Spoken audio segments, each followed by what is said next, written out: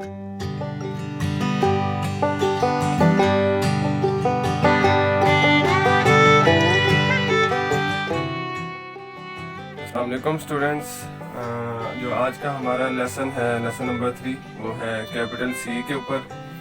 और स्टार्ट करने से पहले मैं आपको बता दूं कि कैपिटल सी की जो हमारे पास शेप है वो एक है और ये ऊपर वाली 3 लाइंस के ऊपर आएगा, ठीक है। और चलें इसको कंटिन्यू करते हैं। तो सबसे पहले आपको सेकंड लाइन से लेना है इसको,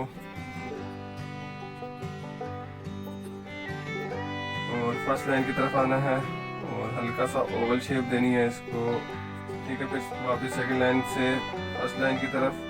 और इसमें आपको ये याद रखना है कि आपको सेम उसी तरह जो हमने ए और बी का एंगल दिया है, इसको भी हमने वही एंगल देना है और इसी एंगल के अंदर हमने इसको लेकर आना है, ठीक है।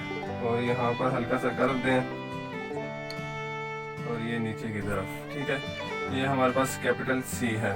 और इसमें सबसे ज़रूरी ये है कि इसको एंगल के अंदर लाने के लिए इसकी आपको बार बार प्रैक्टिस करनी पड़ेगी। नेक्स्ट हमारे पास है स्मॉल सी।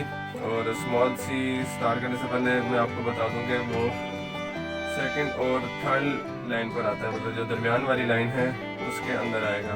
तो उसको लिखने के 2 तरीके हैं। तो चलिए कंटिन्यू करते हैं।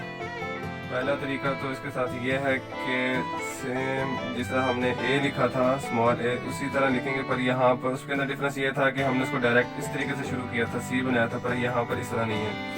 सी के साथ यहाँ पर सेकंड लाइन से थोड़ा सा नीचे एक नॉट लगाएं। नॉट लगाने के बाद इसको एंगल के अंदर कर्व कर दें, ठीक है।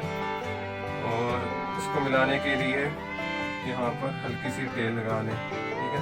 ये हमारे पास पहली शेप है, जो पहला तरीका है वो ये है। और इसका जो सेकंड क्विक वे है, उसके लिए आपको ये करना है कि टेल से आप स्टार्ट करें एंगल के अंदर, ठीक है। यहाँ पर इसको हल्का सा नोट बनाएं और यहीं से ही वापस इसको ले लें एंगल के अंदर। तो ये हमारे पास 2 शेप्स आ गई हैं सी की।